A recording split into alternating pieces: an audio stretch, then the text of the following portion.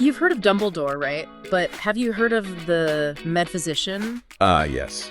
A different kind of guide altogether. Definitely. And just a heads up for everyone listening, if you haven't finished book 1 of Phillip Aisling yet, maybe pause here. We're about to reveal the Metaphysician's actual name.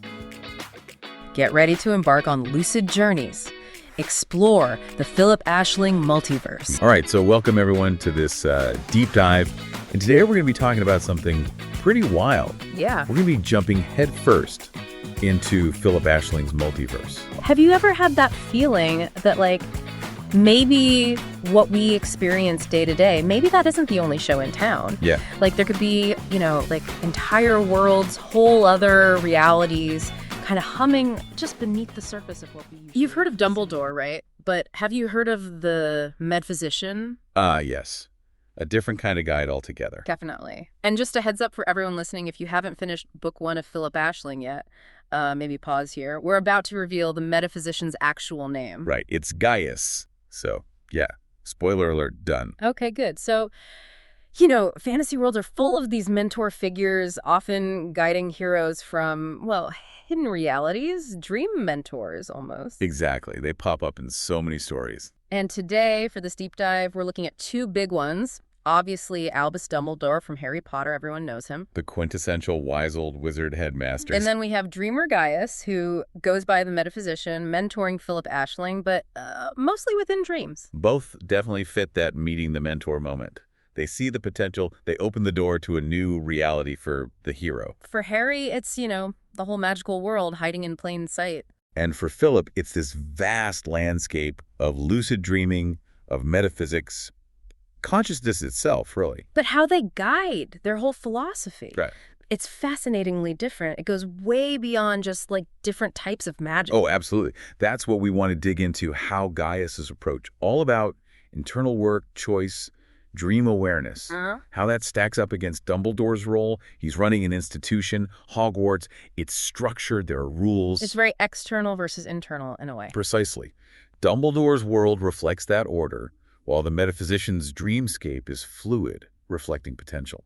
So, get ready. We're jumping between the infinite hallway of doors and the hallowed halls of Hogwarts. If you like where this is going, please do, follow, share it around, especially with fellow fantasy fans or anyone curious about dreams. Because, as we'll explore, maybe you don't need a wand. Just awareness, right? Okay, let's start with Gaius, the Metaphysician, Dreamer Gaius. That title, Dreamer, it says a lot, doesn't it? Mastery of lucid dreaming. And Metaphysician, well, that points to understanding the deep stuff, the nature of reality. So he's not just controlling dreams, he gets how they connect to everything else. That seems to be the idea. He understands the mechanics, the philosophy behind consciousness and the dream state. And Philip first meets him, not in class, not in the real world, but in a dream, on his 13th birthday. Yes, in the Lucid Academy, specifically the infinite hallway of doors. That setting is key. Infinite doors feels very symbolic, like endless choices. Exactly. It perfectly mirrors Gaius's core belief, the immense potential within dreams, the power of choice. And he's not just Philip's guide. He mentors many young dreamers across different realities, apparently. A multiversal mentor. Wow. Yeah, but Philip is special. Gaius seems to sense his potential is unusually high. And it all comes back to free will for Gaius, doesn't it? That, quote, true lucidity is knowing your choices and living them. That's pretty direct. Very direct. And it shapes his teaching. It's not about learning spells from a book, like at Hogwarts. Right. It's about the experience in the dream itself. Learning to manage your emotions while dreaming. Understanding that choices there can sort of ripple outwards. Dimensional drift, he calls it. Mm-hmm. And the multiverse. Big concepts. He even gives Philip that gold Sacagawea coin. The totem of drift. A physical reminder that dream choices matter in waking life. That's cool. It really is. And at this point, we know he's linked to the enlightened faction there about awakening, transcendence. But maybe he doesn't know their full deal with Noctera. Yeah, that's hinted at. Yeah. Suggests he's complex, maybe evolving too. Dimensional drift, just to clarify for everyone, is like the idea that choices in really vivid dreams can subtly affect your waking reality. Right. Blurs the lines. Okay, so Gaius is this really layered character. Let's bring Dumbledore back in. Where do they overlap? What are the big similarities? Well, the most obvious is the wise mentor archetype. Both are older, experienced, know way more than the hero starting out. And they show up early, signaling their importance. Right, they're catalysts. Dumbledore tells Harry, "You're a wizard." Big reveal. And Gaius tells Philip he's a true dreamer, unlocking that whole side of his existence. Yeah. Both open the door.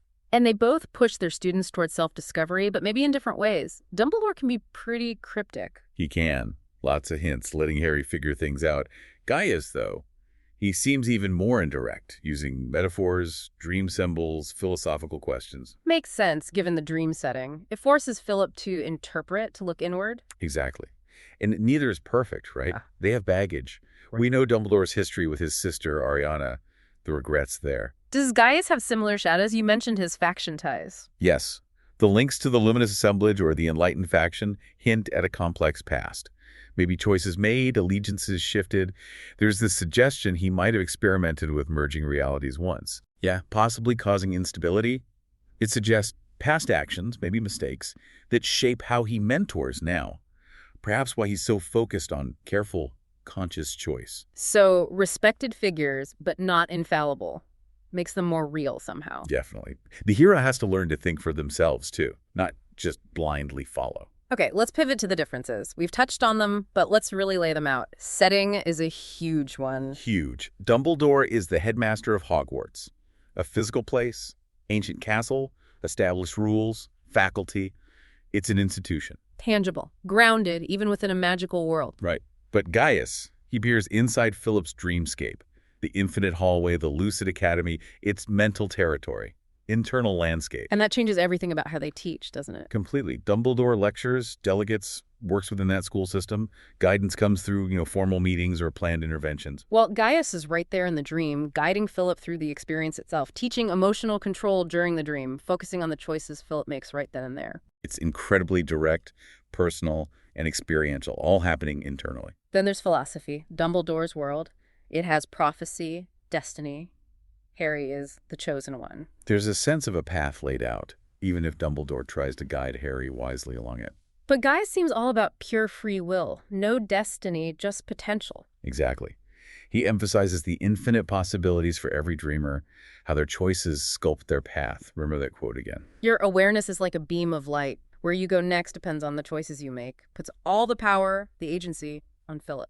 But thinking about that, if it's all free will in the dreamscape, does that lessen Gaius's role? Like, why need a mentor if it's all just your choice? That's a good question. Does he just point out the doors? I think it's more like, even with free will, you need to understand the landscape, right?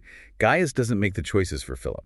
He helps him see the choices clearly, understand the potential consequences within that dream reality, and develop the emotional stability and awareness to navigate it. He's empowering choice, not dictating it.